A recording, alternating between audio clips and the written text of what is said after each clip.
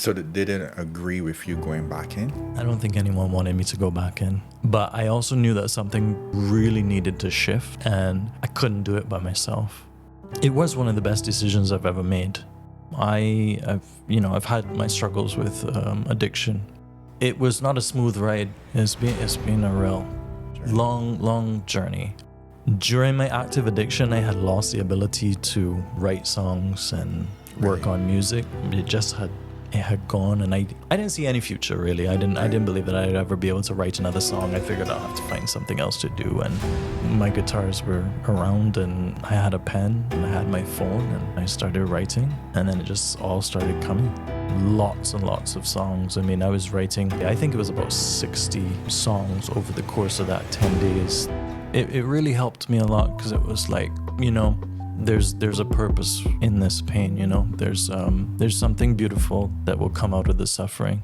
From the time that I knew that I was having a child, I already was in love with this kid. They have always been everything to me. You and I had a conversation a while back. I had sent you some songs, and you said, okay, you've told me about the hard times. I want to hear the redemption. And that's exactly what this album is. Whoa. I get the money and it's right on cue. Keep the duffel bag up inside my coupe. Hold a couple racks, tell them I love you. You wanna be a boss, do it like I do. Yeah. Get that money, I'ma flex. I get that money, I'ma flex. I get that money, I'ma flex. You now rockin' with the best. Welcome back to another amazing episode of Gems from Friends Season 4. Get ready to dive into the exciting world of entrepreneurs, creatives, and professionals. Our guests will be sharing some incredible stories about their journey and all the cool things they have learned while building their personal brand. If you feel like listening on the go, then you can catch us on Apple Podcasts or Spotify. If you're more into the visuals, check us out on YouTube for the full experience. And do not forget to subscribe so that you never miss out on the latest episode. Now, let's get into it.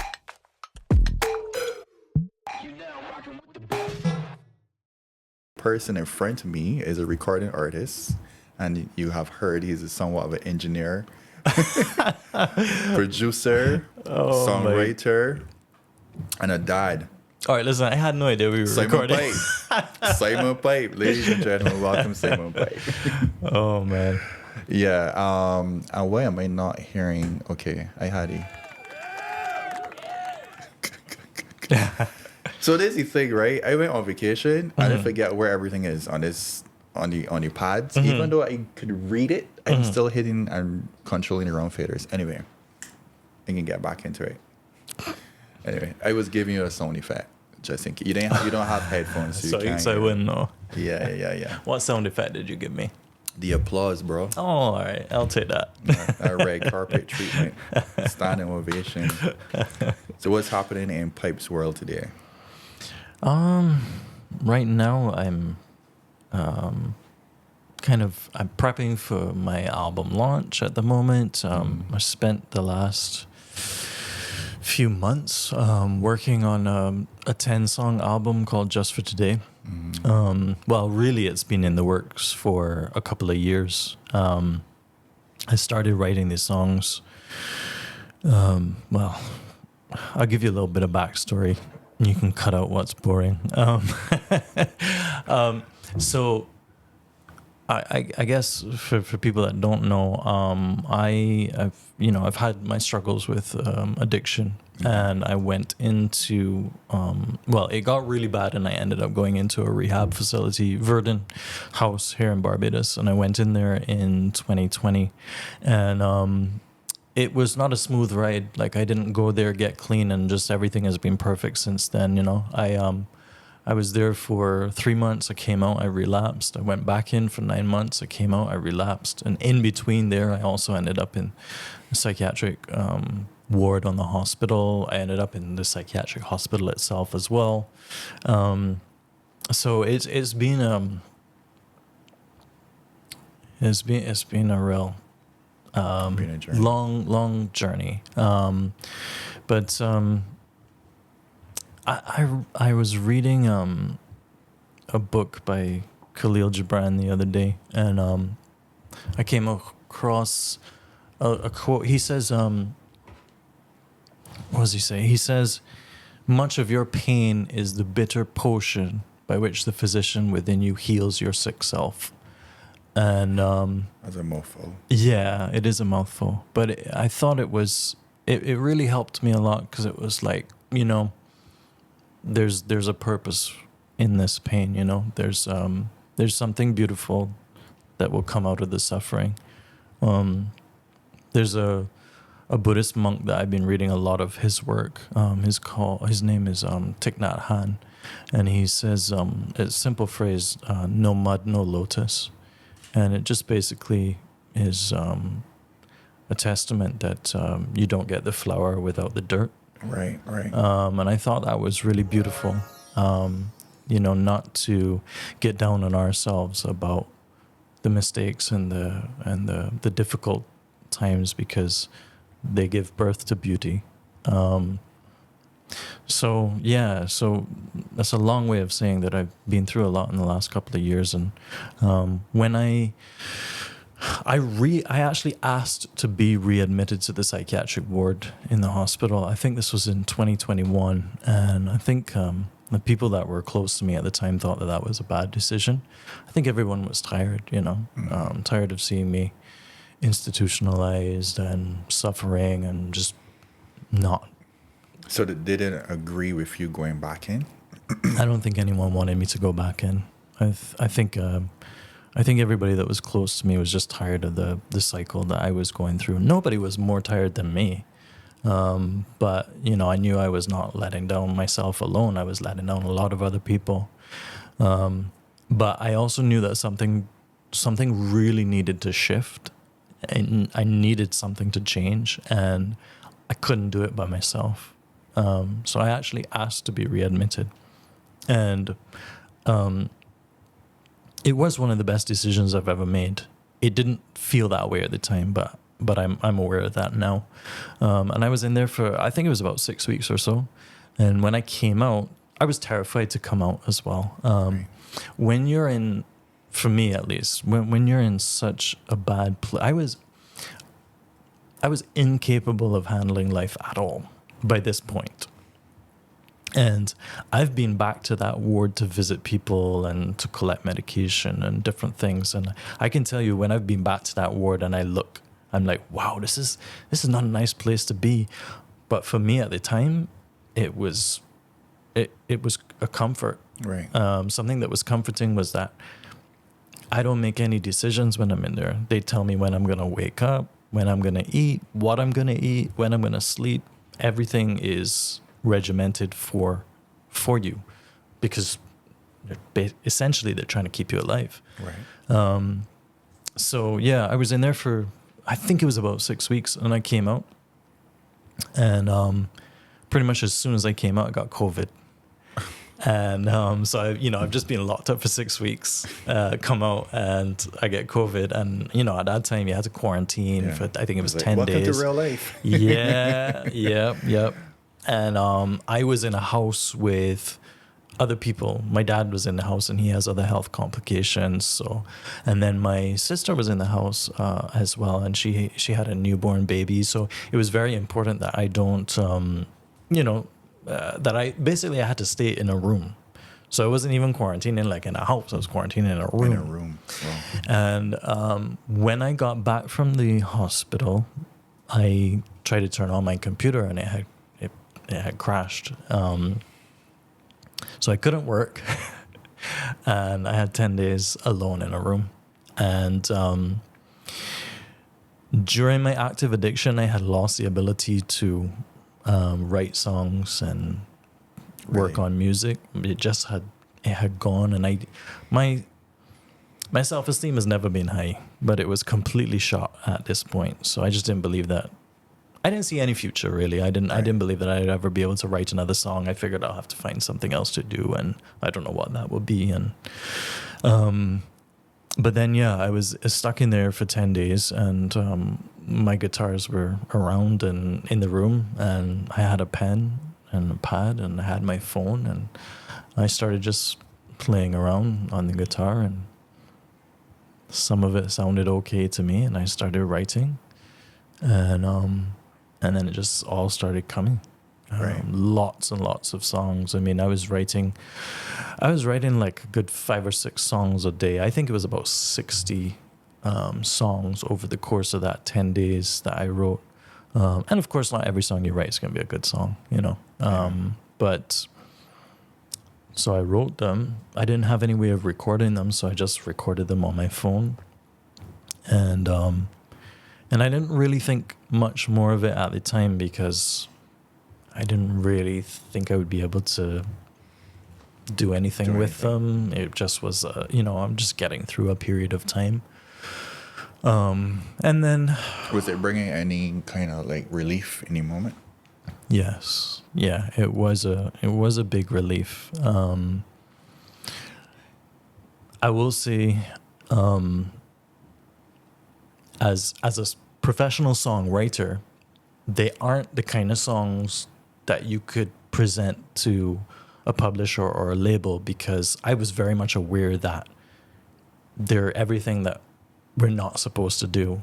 You know, if you go to like a songwriting workshop now, they're going to tell you like, you know, your songs have to be like 2.5 minutes long. We don't have time for all those like bridges, and we need you to get to a hook immediately. Yeah, mainstream stuff. Right. And if people can't dance to it on TikTok, then there's no point, because that's the only way that anything, you know. So I knew that these songs were not that. So I just was like, well, these will just be my little personal things that I have that help me get through a period of time. Then I actually... I got set back up with the computer, and I'm, you know, I have to say I'm very, very grateful to Carol Roberts and the NCF. They helped me with getting that equipment. Okay. Just getting a computer back up and running. I didn't have a sound card. My buddy Hardware, I was talking with him one day, and he was like, "Dude, just let me know what you need." Like, and he sent me a sound card, and I started recording, and really I was just working on stuff for other people. But then in between, I'd be like, maybe I should put down one of these ideas. And I started putting down these songs that I had written. I think I recorded maybe like 25 of them, and then kind of whittled them down to the ones that I thought were the theme that I wanted them to have. Okay. And then when I heard them actually recorded, I kind of felt like maybe they could be something, because they were so healing for me, and so I thought, well, maybe they could be healing for other people as well. But I didn't want to do it alone. You know, I haven't done any of this alone.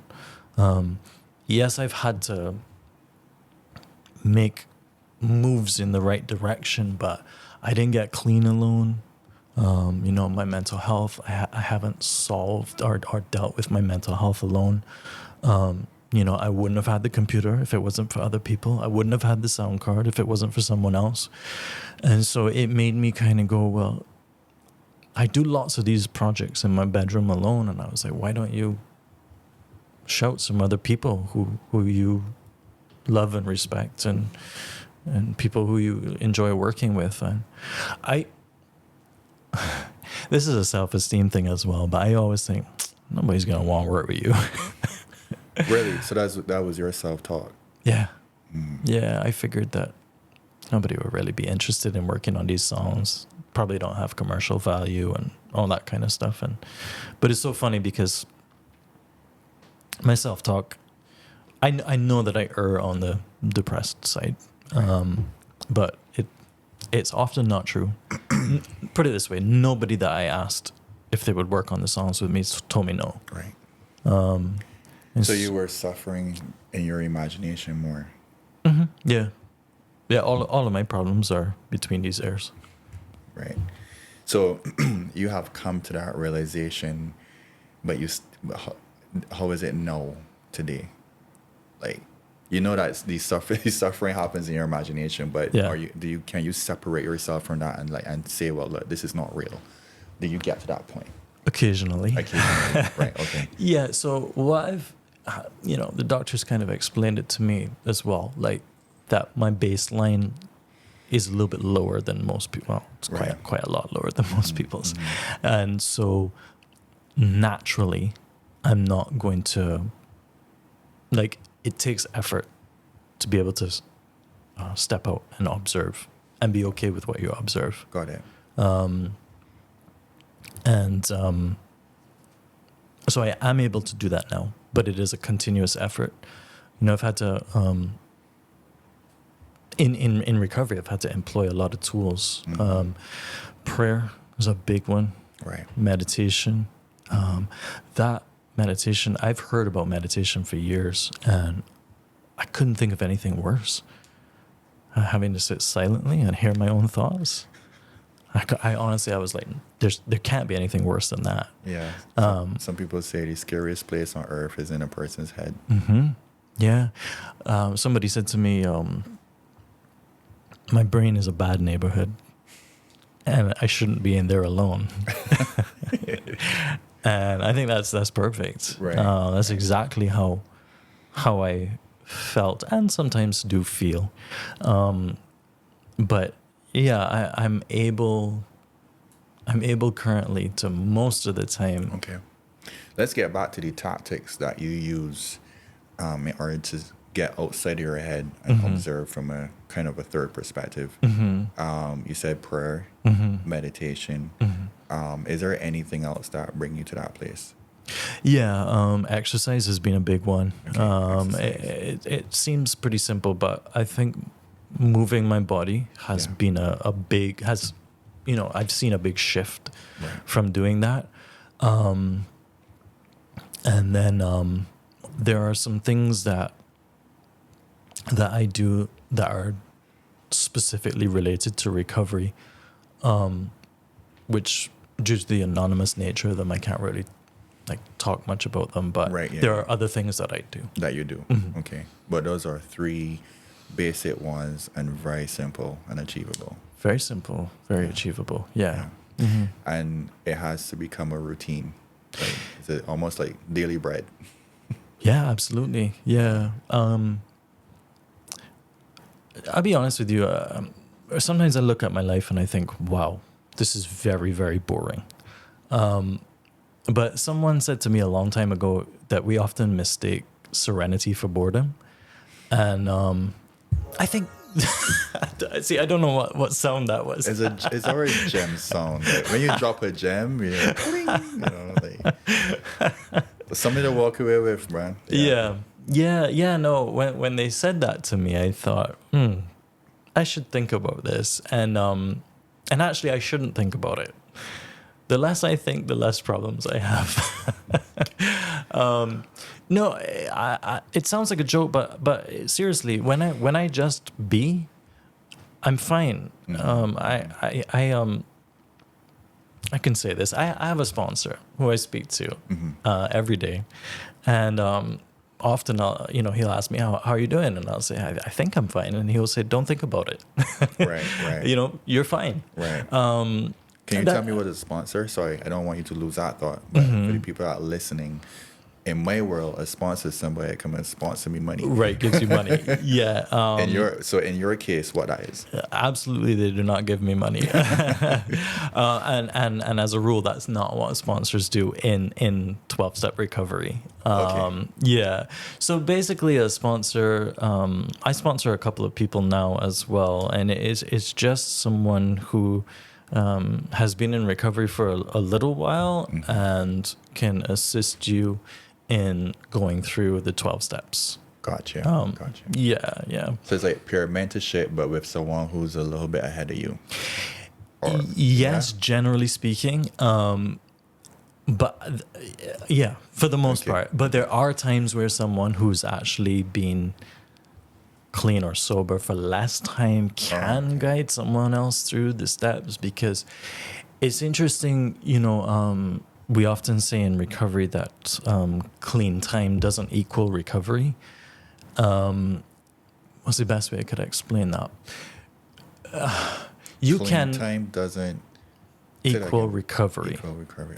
So in a lot of ways, an addict or an alcoholic who is just not drinking or using drugs is an awful person to be around because there's a reason that you were drinking or using drugs. So if you're just not doing that, you're probably suffering. You're probably very miserable. So but if you are actually on a spiritual path and you are working on yourself, and in addition, obviously, to not using the drugs and not drinking, you're potentially a happy person, Okay. or at least someone that's on a path On a to. path, Mhm. Okay. Yeah. Got it. Yeah, there's a lot to take in. It is. And I didn't really want to start on the addiction topic. But I mean, Sorry. I'm happy that you started there because that's not how I see you. And I know that in some interviews, that's probably the first thing that people would probably ask, right? But I see you as an artist. I see you as a Right. producer and a friend. I see you as those things first, right? I just think the addiction is just something that you're dealing with is a little bit more than what the average person may have to deal with, because we are all dealing with something. Absolutely. But I just wanted you to know that I see you as an artist first. I see you as a human being Yeah. first, right? Yeah. But I'm happy that you were able to tap into it and let people come through the journey with you about the addiction, because I do think that a lot of people can learn from it. There are people who are struggling.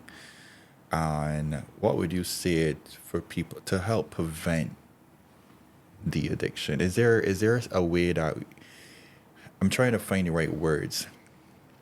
Is there a method or a type of lifestyle that we should employ to kind of not go down that path to begin with? Because we could talk about someone who started and got addicted, but is there a way to prevent the entire thing completely without the suffering? I don't know. You don't know. Yeah, I'm not sure.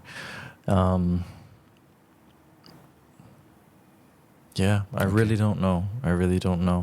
I could just say abstain from, all substances, but I don't necessarily think that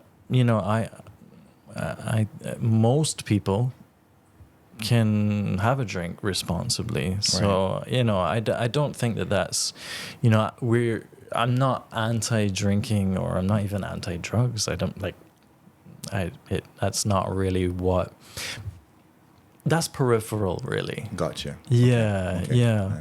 I think usually for most of us, we're using those things to deal with something greater, right? Something at your core that's missing, or that is uncomfortable, or Right. yeah. So, I mean, for someone like myself, because my addiction, or my way of dealing with things has such dire consequences, it's a big deal. I have to be so vigilant all the time. Whereas for somebody that maybe eats a couple tubs of ice cream when they're having a hard time, it is probably not a good idea to continuously do that, but once in a while you should be okay. Yeah. You know? We all have our little vices. Absolutely. Yeah. Yeah. Is it a case where, because, I mean, this is me being on the inside of the creative world and still observing from the outside as well. Do you think that some people want to have a source of inspiration, and that's what will get them into particular substances? The episode will continue after this message from the sponsor. Are you thinking about starting your entrepreneurial journey? A business of one? Or maybe you're already a rising or seasoned entrepreneur. Then you need to be part of the Gem City community. We offer virtual and in-person events, mastermind groups, courses, documents with tips and tricks to fast-track your success. Come for the content and stay for the community. Visit gemcity.app and become a member.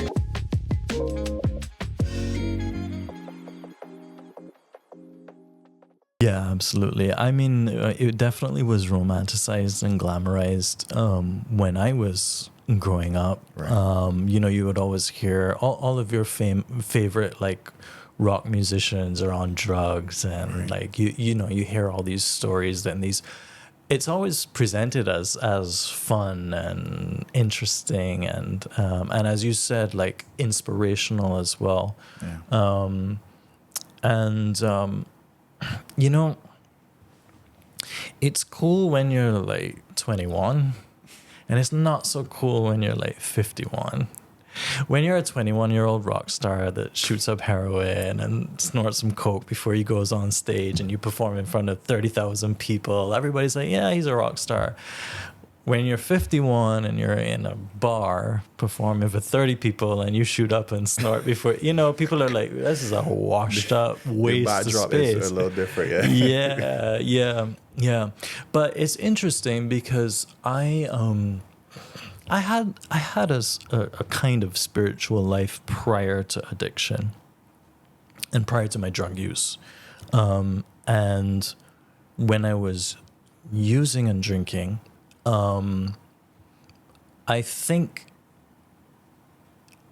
in my opinion, it was almost like a false spirituality.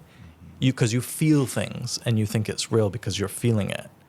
But in my experience, at least, I couldn't actually connect to a spiritual power because everything was so twisted. Right.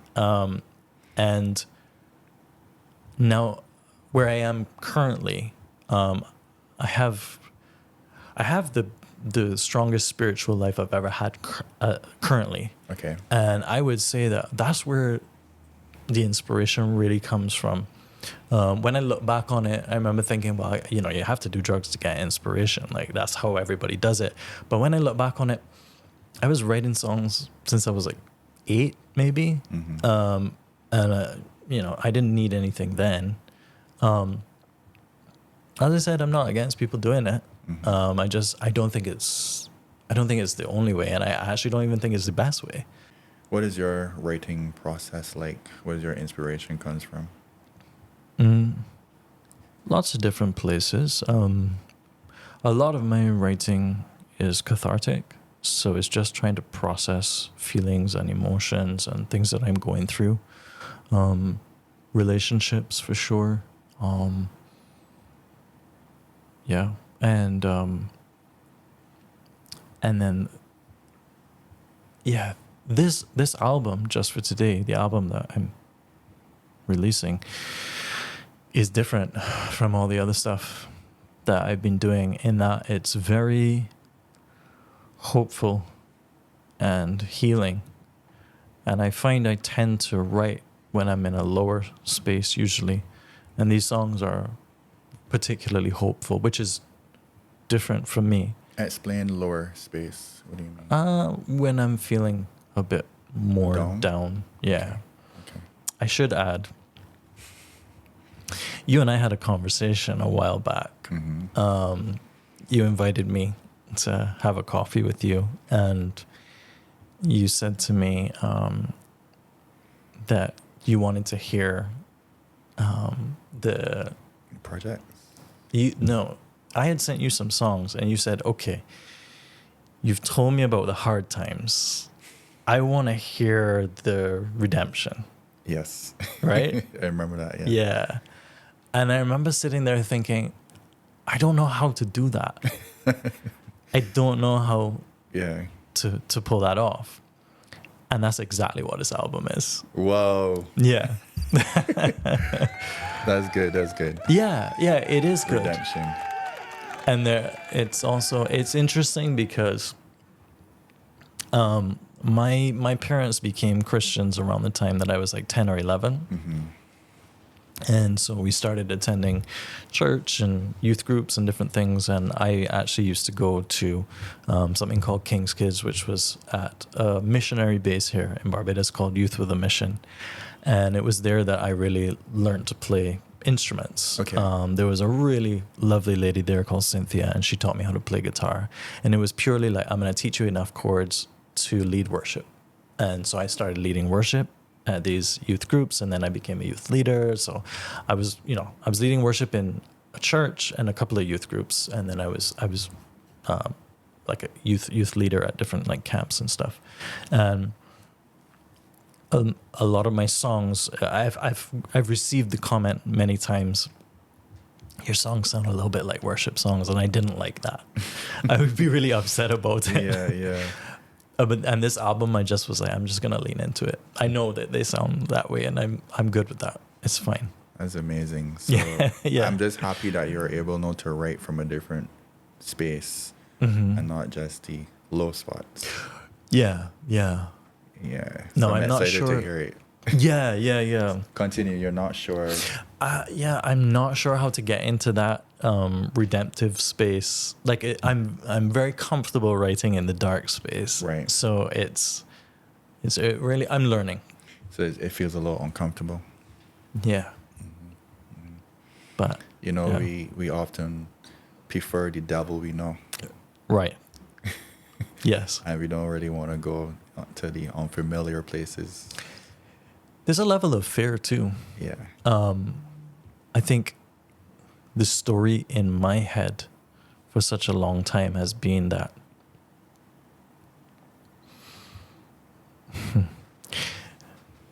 you're worthless, you don't have any value, you know, you're not a good person, all these kinds of things.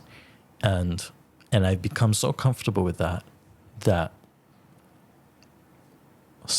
happy Simon is scary. Because I don't know what that would look like. I mean, I'm learning what it would look like, but it's new territory. And it's scary. Well, It really is. but it could only be good things. I hope. It could only be good things because it's happy Simon, you know? Yeah. Yeah. I don't even know if it's possible. I think it is. It is. Of course it is. Yeah. But I hadn't really considered that possibility until recently. All right. So you are a dad, Yes. 2 sons. Mm-hmm. And what's your emotion when you're around them? They have always been everything to me. Right. Yeah. From the time that I knew that I was having a child, so before this child was even born, I already was in love with this kid. Like, Amazing. I could not wait to meet him and to be a dad. I didn't even know that it was going to be a boy. Like, we didn't find out. Okay. So it was all a surprise. Yeah, it was all a surprise, and that's never really stopped. Like, I've never stopped being just really excited to be with my kids. I've always been a very hands-on dad. I love just spending time with them and doing things with them, and obviously there was a period of time there where I was not well and I wasn't able to be the kind of dad that Right. I wanted to be. And so I'm very grateful to be able to be that person. Now, So are there moments when you're with them that you kind of acknowledge happy Simon? Yeah. It's funny because somebody was telling me the other day, we were hanging out together, and they were like, I feel like you're never here. And it was a valuable observation because it made me think, like, you know, I'm aware that I need to be present in the moment, but it's very difficult for me to be. And I spent a lot of time thinking about, like, what's the next thing and how do I accomplish that. And so recently I've been trying very, very hard to, when I'm with someone, usually my kids, that I am just there with them and I'm just doing what we're doing. And that's been really, really helpful. I love to see them enjoying life. You know, it really is a blessing. Yeah. Yeah, so I just asked that question because you said you don't know what happy Simon looks like. And I just believe, like, you know, kids can be a source of joy. Hugely, yeah. You know? And then we also have to define what happiness is as well. Right. There's joyous moments and then there's happy, you know. So. Yeah. and then I try to go towards more peace more than like being happy. Yes. 'Cause Yeah. it can be very fleeting. Yes. I was reading recently from another book by the same Buddhist monk, and he was basically saying that that depression isn't real. Like that's not how things actually are. But also overexcitement isn't either. The path of peace is really where you're fully present, and it's nice to be excited about things. But I think you're right. I think we often feel this pressure to be happy and try to we see it on social media a lot, right? Yeah. It's like people come back from vacation tired because they spend the whole time going like, I have to do this thing and I have to take pictures and videos and I have to make a reel and I have to post it and It almost become work. Yeah. Vacation. Yeah. Instead of just relaxing and just letting it be. And I mean, I fall prey to that as well. I think we all do. most of us do. We all do. Yeah. So I think you're right. The serenity is probably the state that is where you're most yourself. Yeah, I agree. So I want to go back into a little bit about your creativity. You have I saw some of your videos. You're very visual. Okay. In terms of like, I think you believe in doing a lot of visual music videos and photography and stuff like that. Am I right to say that? I don't know. I didn't mean I'd like to do more. With all the tattoos and stuff like that, so I can see like the aesthetics. You like a lot of design, not just audible, but a lot of like what's for the eyes. I'm an artist for sure. Artist, Yeah. correct. Mm-hmm. And you did a sample with your son doing a little cry. You remember that video? Yes. Oh, the really, really old one where he cried and then I played guitar, made it into a beat. Behind it. Yeah, that was so creative. Yeah, wow, I forgot about that. Yeah. And it was actually good.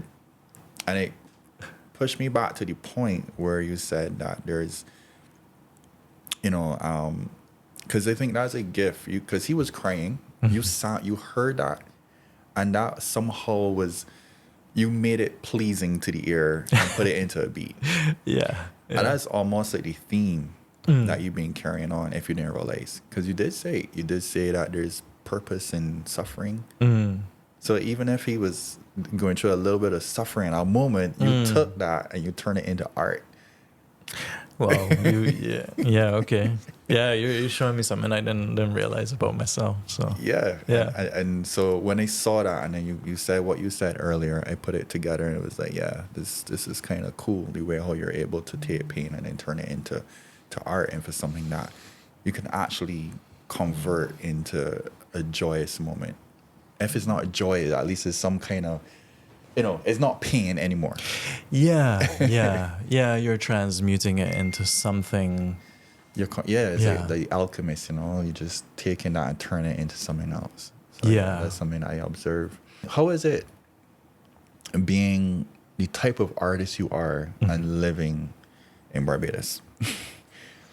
Where Barbados can be, and I mean, like, I love Barbados. I mean, it's our island. We live here.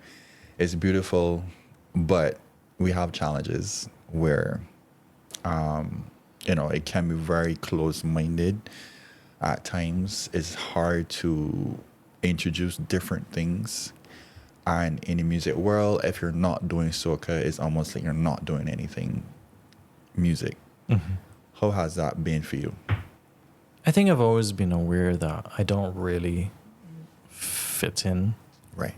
I don't know if that's in life in general or if that's here specifically, but there are definitely times where I've been in, I lived in London for a few years and I just was in Toronto very briefly. And there are times where I'm in spaces like that where I realize like I might be able to get away with being myself a bit more in a place like that.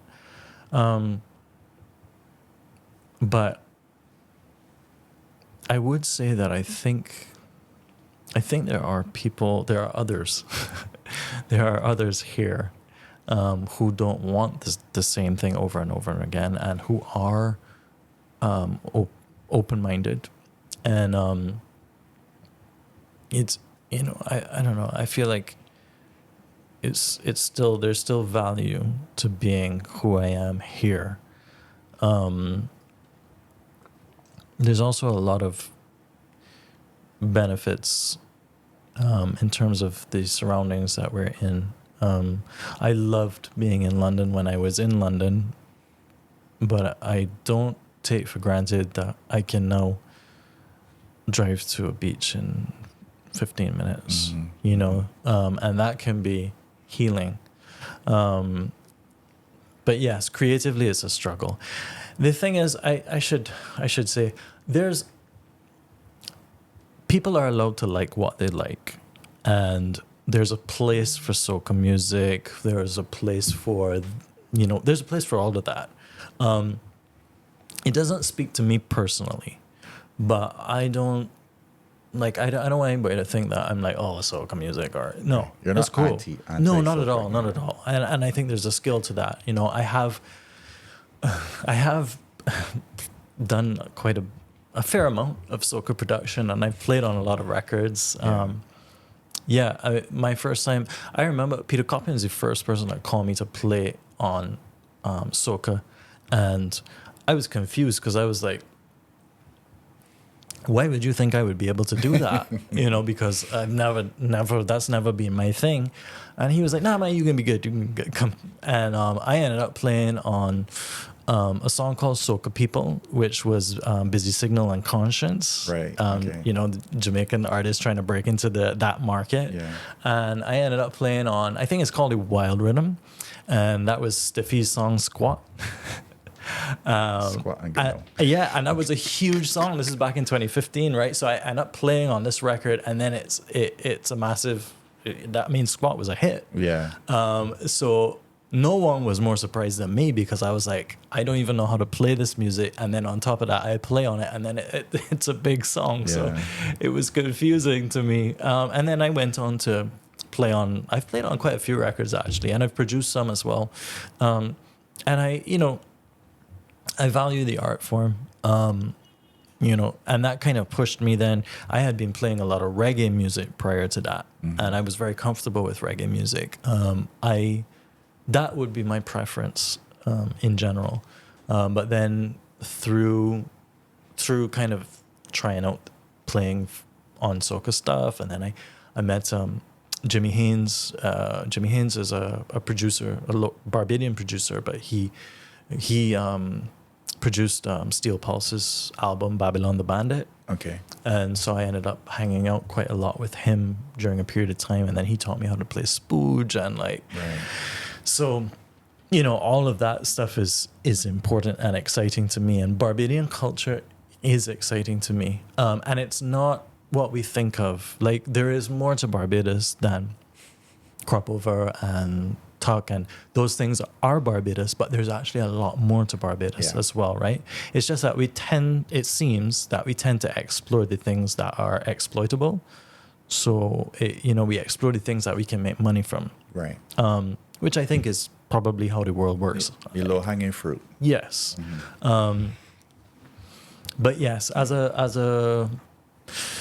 an eccentrically creative person, it can be very difficult. Right. And I feel some of it's my fault. Like, so I love tattoos, and I've covered myself in them, but then I don't want anybody to notice. I don't want anybody to talk to me about my tattoos. And it's like, you literally, your head is covered in tattoos, but you don't want anybody to say, hey, you got enough tattoos. From head to toe, literally. Literally. So, I mean, I don't know what I expect, right, you know? Right. But to me, I'm just expressing myself, and this is my thing. Yeah. But you can't, Bajans are very happy to tell you about how you look. Right. You know, for sure. I mean, you're looking a little fat there. They will walk straight up to you and tell you you're looking fat. Thank you so much, No man. filter. So what I have found myself doing in more recent times is that I work with a lot of artists outside of Barbados. And I love working with Barbadian artists, but I realize that I need to work with a lot of people outside of Barbados as well. It's Right. important for me. And I also appreciate the pace and the style. I don't want to say that professionalism. It is professionalism to a degree. Yeah, you gotta say it as it is. Yeah. Yeah. I mean, We are more laid back here. oh my gosh. We could drag our feet, take our time, and we work like if we are on the beach. And I can't deal with it. I Yeah. can't deal with it. My dad is English, and I'm sorry, I inherited this. Like, Yeah. I am 10 minutes early for everything.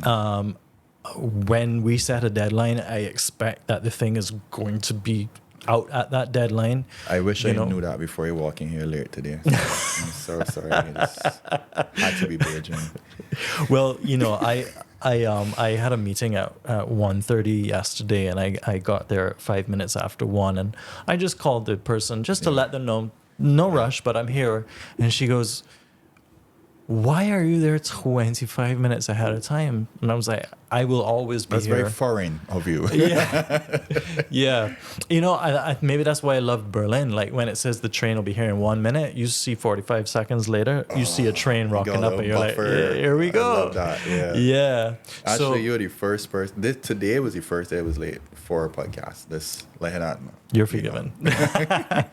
It's funny because somebody said to me that expectations are premeditated resentments, and I think I've had to learn that I can be early, but I can't expect everybody else to be early. Yeah. That's my thing. Yeah. I will be early or on time, but everybody else doesn't have to be. I struggle with, if you value my time, then you should be, all these things. Yeah, But, I go through that too. Like, Yeah. I gotta be a little bit more respectable for the time and that kind of thing. but I will tell you, I've had songs sitting down. This is 2024. I've had songs sitting down for 9 years now. And I don't understand for the life of me why they're not out. And I can't do anything about that because I can't force an artist to release a song. But it's very frustrating to me. I really, really struggle with it. I know some people need time to process things, and I don't know. People have different ideas of the right time to do things. And I know my right time is like immediately all the time, and that's not necessarily correct. But I really struggle with, and it's a Caribbean artist thing as far as I can tell.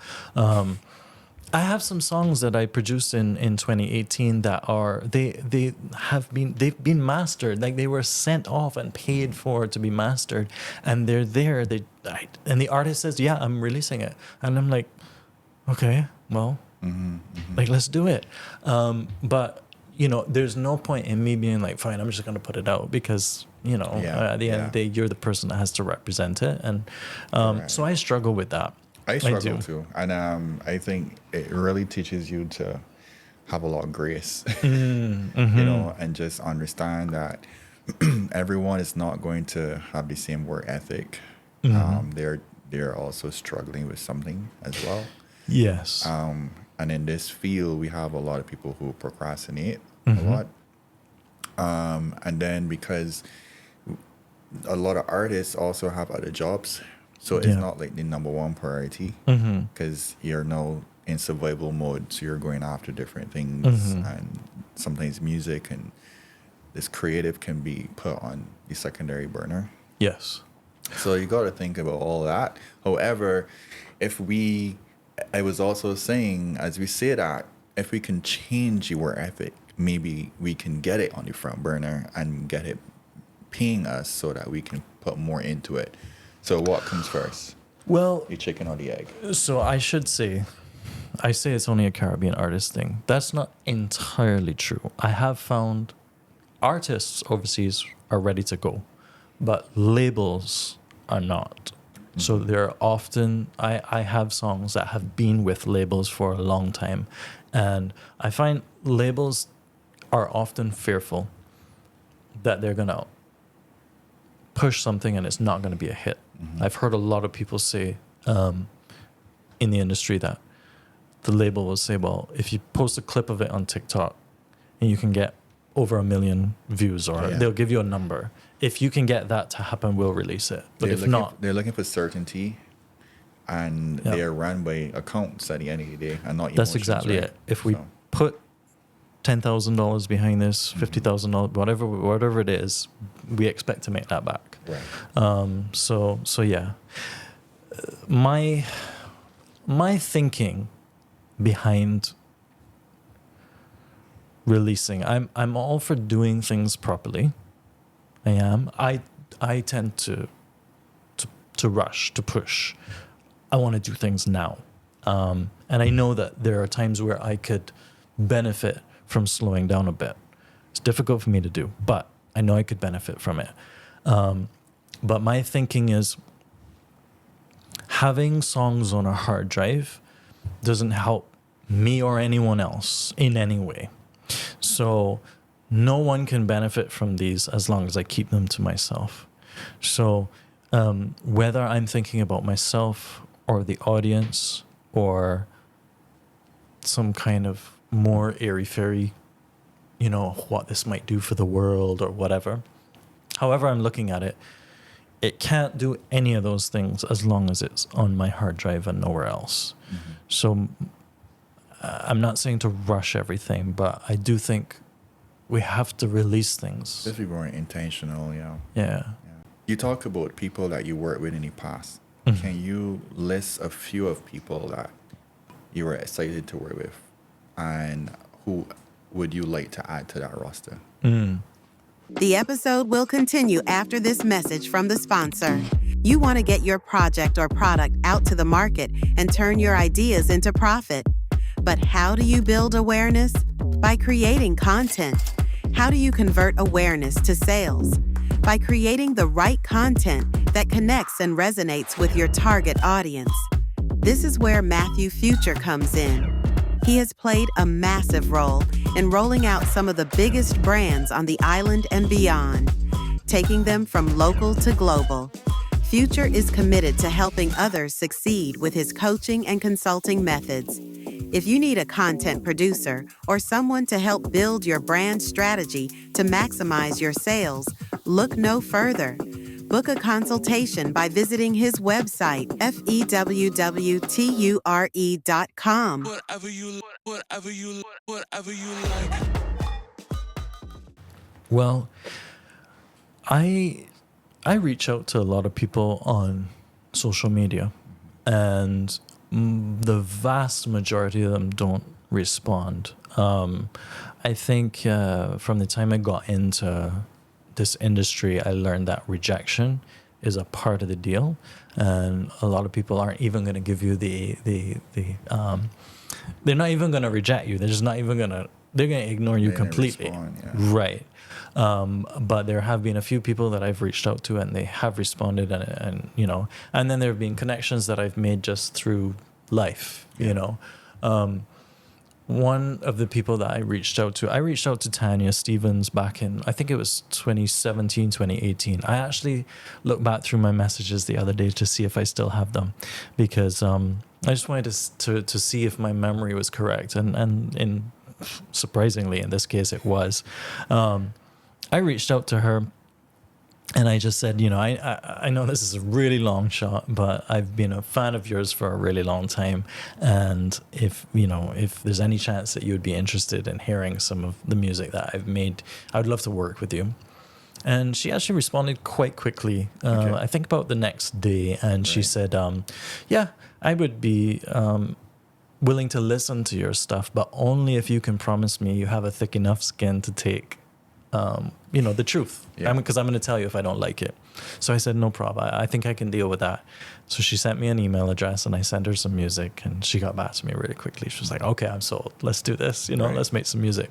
And when I reached out to her, it was purely from, I'm a fan. I like her stuff. but since then, I produced some songs for her. I've worked with her. I've gone to Jamaica. We've done some shows together. We did some shows, a little tour in the Caribbean, and then we did some shows on like IRI FM, some radio and television. And Tanya's become a friend. I could tell from her music that she's an incredible person, but then we've actually got to hang out, and it's not always music, right? Sometimes we're just hanging out. And so forming a connection with someone that's that thoughtful, and she's just an incredible person, really.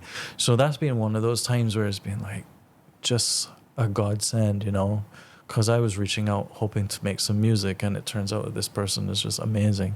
Yeah. And she's actually on the Just for Today album. She's on the first song. It's called Music Is My Medicine, and she's on that. And through her, I met her daughter, Kelly, and Kelly actually wrote Tanya's part for that song. Nice. So Kelly's an incredible artist as well. I've been doing some work with her. I'm hoping that we can release some music soon.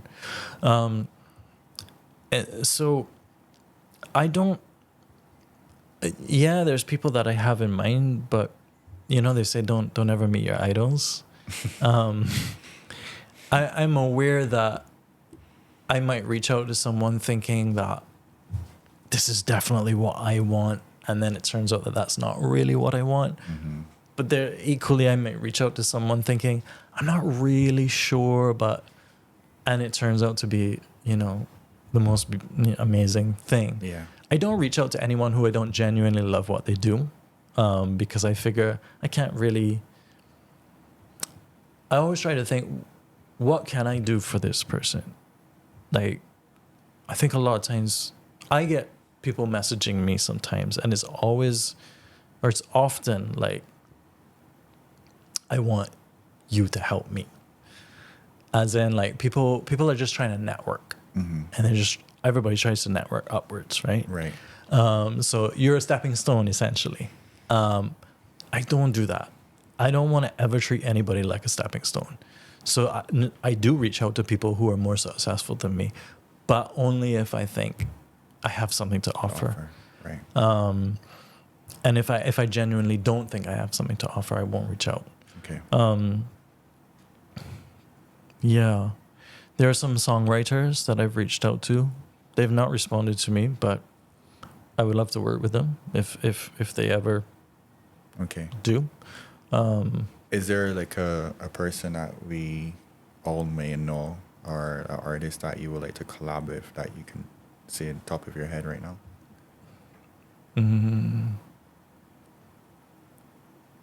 I don't know. Don't know. Okay. Yeah. And that's not. There's too few. Mm-hmm. It's like there's too many. Too many. And if I start calling names, I'm gonna be like, I forgot that person. I forgot this person. Just one name. Just one name. There's an artist, she's really a songwriter. Her name is Ruth Ann. Okay. And she wrote this song called The Vow. And some friends of mine got married in August last year. Yes, August last year. And they asked if I would perform that song. And I cannot sing like who Ruth Ann sings. So I got my friend Kashida Dottin to come and sing. And I played guitar for her. And Ruth Ann is a songwriter more so than an artist. But that song is so beautiful. It's called The Vow. It's a really, really, really beautiful song. And I would love to write with someone. Like, I would love to write with her. Okay. I feel like we would complement each other, and we would be able to come up with some cool stuff. Okay. Now, there are many, many, many artists and writers that I would like to work with, but that one is very much in my psyche at the moment. Got you. All right. So surface level question. Mm-hmm. Which tattoo is your favorite? They're all terrible. I don't know. People have asked me this before, and I don't think I really have a favorite. It's interesting what people notice and what they don't. I mean, this was my first one. It's a cross and a heart. My friend Tiffany This was a drawing of hers that she had done, and it and the true love was Right, it was okay. was there, and it it speaks to greater love has no man than this that he would lay down his life for his friends. Those are words of Jesus. Yes. So that one being my first one, it's special to me. This one is one that people often notice, and I think just because it's so bold. Solid. Yeah. Yeah. There are some that are reminders. This one says now, and it's just a reminder that that's the only moment we have. Right. And then there are some that are little hidden messages for me. Little codes for your future self. Yeah, and for my present self as well. Yeah, this one here is like a rune that I made, and it's someone's name, and it's Okay. very special to me. Got it. Yeah. Got it. All right. So, on to a deeper question now. Let's say your sons, they're over 21, and they're going to watch this episode. What is one thing that you would like to leave for them to hear in this very moment, from what you have gathered so far, what you have learned so far, and where the journey have taken you up until this point? What is one thing? Let's say they're watching this now and they're over 21, and you just want to leave something with them. What would you say? I would want them to know that I love them. That I really, really love them, and I've never loved anyone the way that I love them.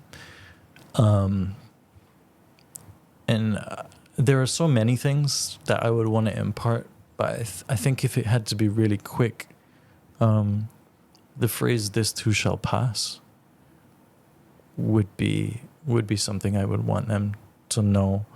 I think so many times I've been in difficult situations and it feels like it's just never gonna end. And I think knowing that everything passes and it's going to be okay. Maybe that's a message that's more important for me than them. I don't know, but I don't know what they will go through, and I would want them to know that everything passes and it will be okay. Okay. Great.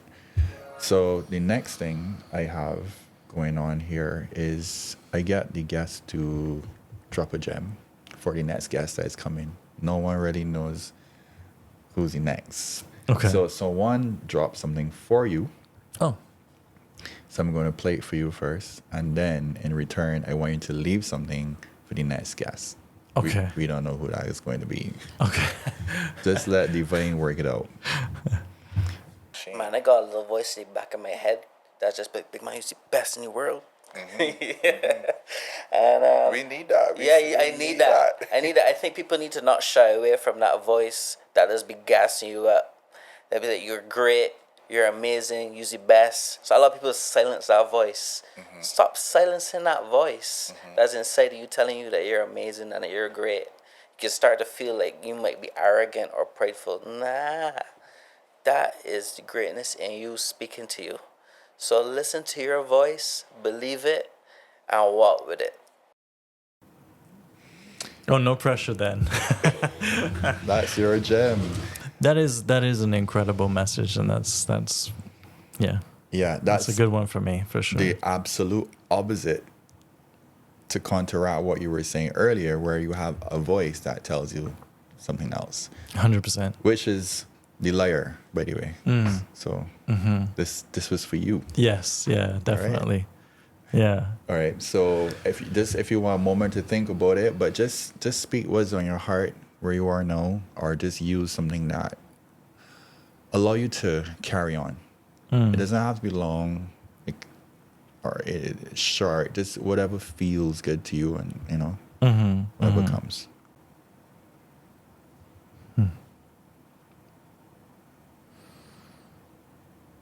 Okay. There's a couple things.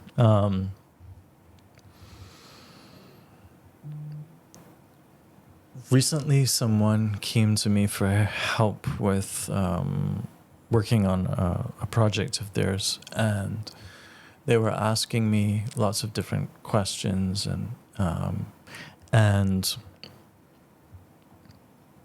I realized that I don't have anything to give them that they don't already have. Everything that you need is already inside of you. Sometimes we just need somebody to let us know that. And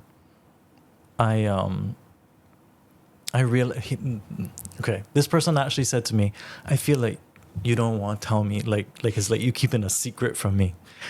And I was like, no, what do you want? What do you want from me? And I think it's kind of funny. It's like when people go to like a priest or a monk or something, and they're like, you've figured life out. Tell me what to do. And the priest or the monk doesn't really have anything to give to you. But they'll play the game with you because that's what you want. You want to play the game, right? And so I played the game with him. And all we really did was we had a conversation. It was more like I was a therapist than I was like a professional. We really just talked. We talked for like 2 hours. And afterwards they left and were like, this is the most amazing session I've ever had. And I was like, I didn't do anything for you. Wow. You already had all that inside of you. So that's one. And then the other thing that struck me was I saw a quote the other day, and I don't know who it's attributed to, but it said, I helped a man climb a mountain and realized that I too had reached the top. And I thought it was so profound. It's like, don't be afraid to ask for help, and don't be afraid to help other people. Mm-hmm. We are community is extremely important. Yeah. You know, collaboration is extremely important. You're not going to lose anything by helping someone else, and you're not gonna. So many times I've been struggling, and I realized like when I help someone else, all of a sudden I'm not struggling anymore. Wow. You know, my difficulty has completely faded away, and nothing's changed. The same thing that I was worried about is still there, but by helping someone else, I gain this perspective that it's fine. It's fine. Amazing. Yeah. Thank you for that. Yeah. Thank you. Thank you for that. I have one more thing. We're gonna land the plane. Mm-hmm. I have written something before. Can't remember the date I wrote this, but I'm going to read it now. Mm-hmm. I have a brother that has suffered with addiction for a while. He entered into rehab and now on the road to recovery. He has been clean for X amount of years, because how many years is it? 3 years and like 4 months and something. Yeah. And I think that is a reason to celebrate. We came up watching generations before us bashing people who has been suffering with mental illness. Even though it's not okay, I understand that they don't have the tools and the knowledge that we have now. Mm-hmm. So now that we are no longer ignorant, this generation can be different and create a safe space for people who may need help from the community. The community is us, all humanity. On his journey to recovery has also been discovery. Making commitment to help and educate others who may be having similar struggles has become his purpose. And sometimes the person that been to hell and back gives us the best directions to get out and stay out. This generation is different. We are not going to talk bad behind anyone's back. We're going to pray and support them with what little we have. We are made for community. And that was for you. Yeah, that's really beautiful. Cool. All right. So thank you for coming.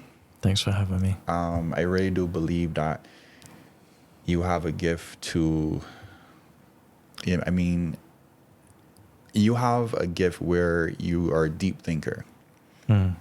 It can get dangerous. Absolutely. Because you can overthink.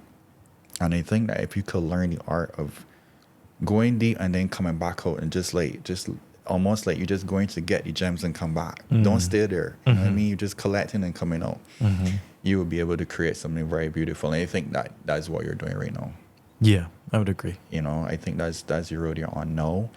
And sometimes a book with many failures, with many pages with failures, can be made for a book for success later.